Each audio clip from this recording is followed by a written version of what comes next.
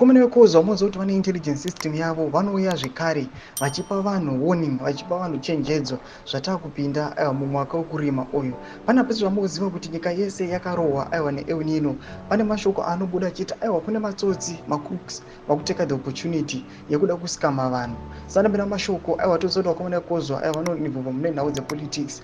But muzora nhasi nyazoratidza kuti vanhu havane chido nekuseva chido chekuseva vagara nyika yeZimbabwe kuti vanhu vasatambudzika vasaita malosses. Sana bena mashoko anobuda nyongwa panapa kuti bo subscribe or like or turn on the bell. Kuti chibina panapa timda pende wekozwa vanyora vachiti warning to farmers. Please avoid buying seeds from unrecognizable seed distributors. Reason is that ever since President announced drought as a state of emergency, we have been having an influx of uncontrolled GMOs coming in the country. Scammers are taking advantage to scam you.